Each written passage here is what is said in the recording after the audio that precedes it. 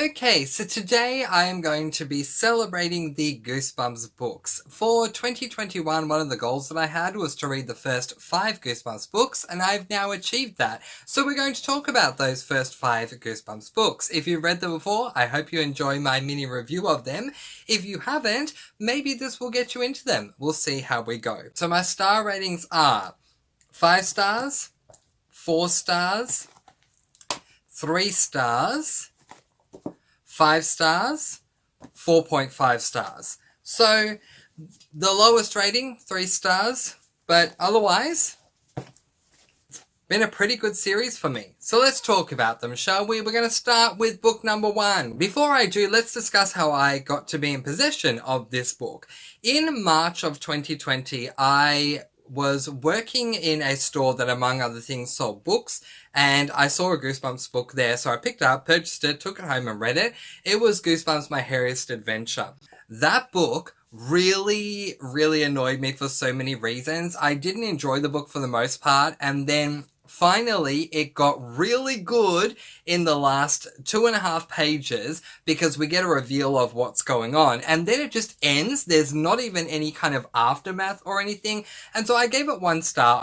By the time I got to the end of the book, I was so disappointed that I never wanted to read a Goosebumps book again. But then by the time I got to the end of the year, I felt that I should give R.L. Stine one more chance. So I purchased Welcome to Dead House and I read it in February. It was so good that I immediately changed my mind about the Goosebumps series and made the goal to read the first 5 books by the end of the year.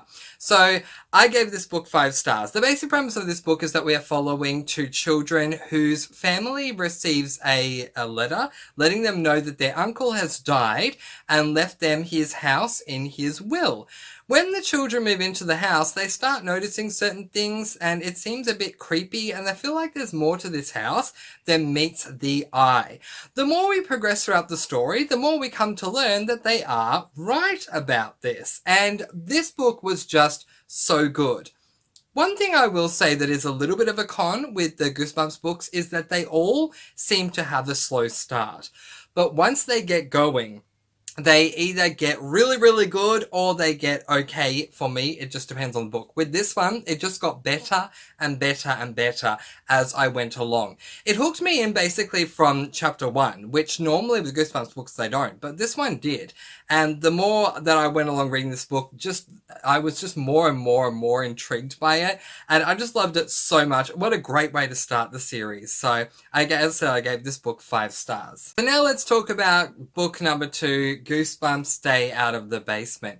So with this book, we follow, again, 2 children, a mother and a father. The mother is out. For some reason, she's out of the house for a lot of the book. But their father is working downstairs in the basement a lot of the time. He's working on plants and stuff. He's a scientist, but the children end up going down into the basement after the father repeatedly tells them not to go down there.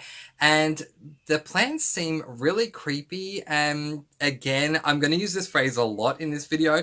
It seems like there's more going on with these plants than meets the eye. I mean, it's the only way I can say it without giving away a spoiler, basically.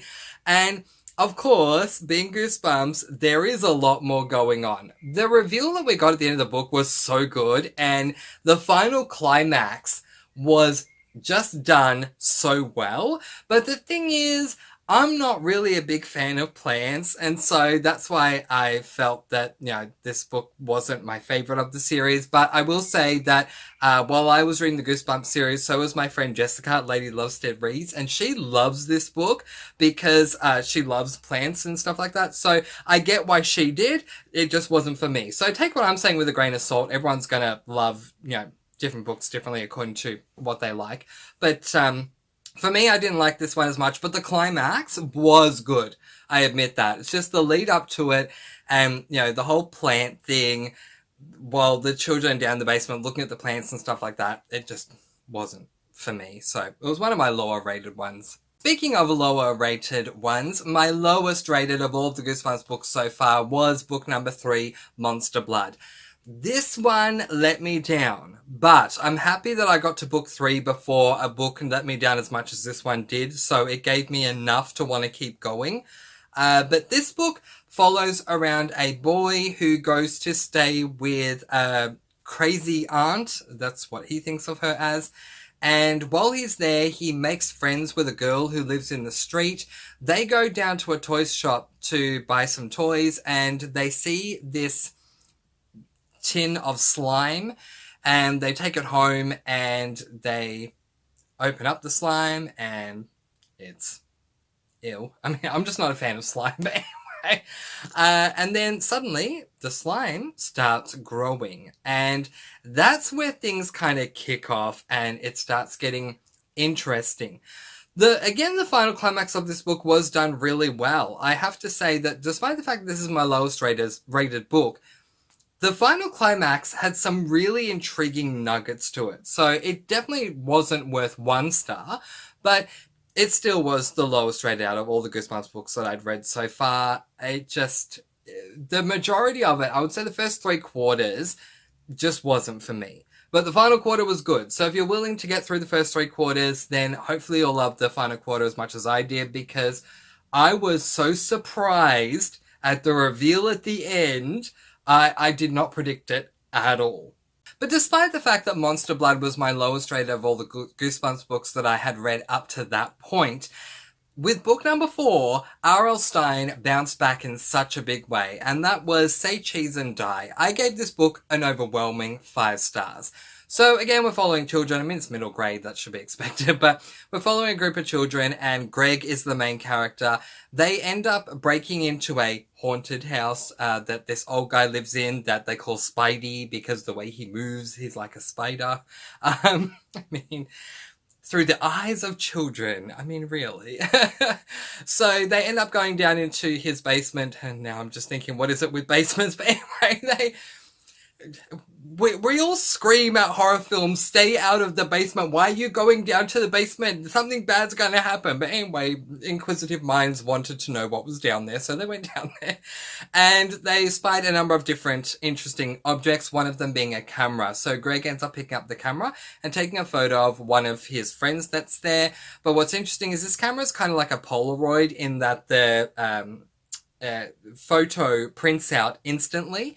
And what they've come to find out is that while it is a photo of the friend that they took the photo of, the pose that the friend had and where the friend was completely different to how he looked and where he was in the photo. Which again, I'm going to say that line, had Greg believing that there was more to this camera than met the eye. And absolutely there was. This book just got better and better and better as we went along. Very much it reminded me of Welcome to Dead House in that way, that it just got better and better and better as it went along.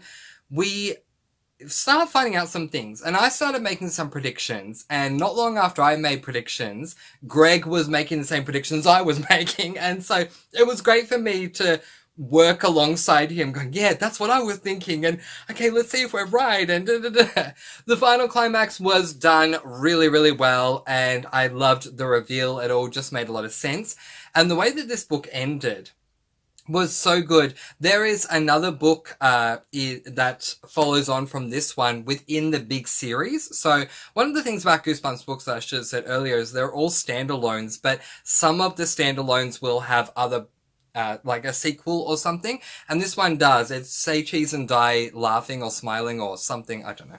But anyway, I'm looking forward to reading that one, because this book was great from start to end, and even like the very, very end of this book was so good that I'm so happy that there is more, because I need to know what happens next, because something happens that really leaves this book on a cliffhanger that I think the next book, the sequel to this one, is going to be really good. So yeah, 5 stars from me. It was fantastic. And the final Goosebumps book I'm going to talk to you guys about today is this Goosebumps book, The Curse of the Mummy's Tomb. This is book number 5, so this helped me to complete that goal in the Goosebumps series. And this book revolves around Gabe, who with his mother and his father, they go on a trip to Cairo in Egypt. The book opens up with them already there. His mother and father receive a call very early on. I think it's in chapter 1. They need to go away on a business trip, so they leave Gabe behind because Gabe will stay with his uncle, who works at one of the pyramids in Cairo, and his cousin, who he doesn't get along with, is also there. So it's Gabe Gabe, his cousin, and his uncle.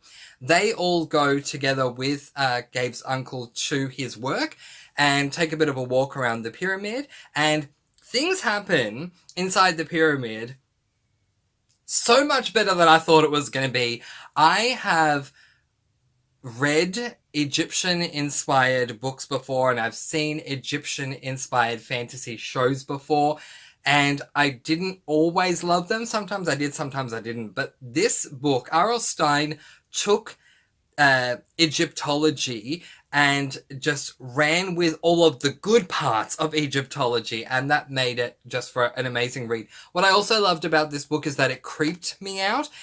There were some creepy scenes that involved bugs. That's all I'm going to say. If you're not someone who likes to read about bugs or bugs crawling over you, maybe stay away from this one, because I was reading it going, it's middle grade, but it was creeping me out quite a lot. And, you know, I had one of those paranoid moments where I'm looking at myself, do I have a bug on me? Like, seriously, it was affecting me in such a big way for a middle grade. But I gave this book 4.5 stars because the beginning was a little too slow for me, and the slowness went on a little too long for my liking, but once I got going, it was absolutely fantastic. So those are my thoughts on the first 5 books in the Goosebumps series. I mostly, on the whole, loved them. As I said, this was definitely my lowest of them. This one and this one, so those two are my equal favorites. And then we have some that are in between, and as I said, Jessica from Lady Lovestead Reads loves this one, so if you want to talk this one, talk to her about that one. She loves it. But yeah, I definitely want to continue on with the series. I don't know if I want to have a stricter goal next year to read 5 more or read 10 or whatever. I just think I'd like to pick a mix, you know, pick and choose here and there when I want to read them. But don't let that be an indicator of me not liking the series, because overall I really do enjoy it. I love so many things about it. I think despite the fact that it's middle grade, it is still middle grade horror. It isn't like R.L. Stine takes cheap ways out to give us something that pales as in comparison to what a horror might be. I felt like with My Happiest Adventure, the book I read in 2020, that he did do this, and that the scary thing wasn't scary at all, but with all of these books, the scary things were scary, so I appreciated that. So I do highly recommend the first 5 books for that fact. I also recommend them because if you haven't read a lot of middle grades, I think these are a great reflection of why middle grades are good books to read. And also, they're incredibly short. And most of the time when I would read my Goosebumps books, I'd have them at the end of my TBR, so that when I got through the bigger books, I would end the month with these tiny Goosebumps books. And yeah, it just made for a nice way to end the month. But I can't highly recommend these enough. I didn't know how I was going to go with them. I read a couple when I was a child, but I thought as an adult, I don't know. But if you are skeptical, thinking I'm an adult, I'm probably too old for this, my advice is pick up book 1, give it a go. See what you think from there, because you don't know until you've actually read it. And as I said, I went into this book very skeptical after reading My Happiest Adventure. I didn't know what I was going to think of it, and I walked away absolutely loving it. So I do highly recommend the series. It is a popular series. A lot of people are talking about it, especially a lot of people are talking about it these days, which I think is so funny, because when I first planned to read the first 5 Goosebumps books, I don't feel like anyone that I was following was talking about these books, and then I started reading them, and then suddenly I'm seeing everyone talking about them, so I guess we were all starting to read them or reread them at once at the same time. So yeah, but I still recommend them. I do think they are very much worth the hype. But that is where I am going to leave it with my celebrating the first 5 Goosebumps books. If you've read the first 5, let me know what you thought. And if you went on to read more than the first 5, tell me what you thought of them in a spoiler-free way. Maybe you'll entice me to read more than just picking and choosing when I read them. Maybe I will make a goal out of it. Who knows? But in the meantime, that is where I am going to leave it. Thank you so much for watching. Letting you guys go with peace, blessings, and so much love. I post videos every Monday, Wednesday, and Friday, and I'll see you again soon. Mwah! Happy reading!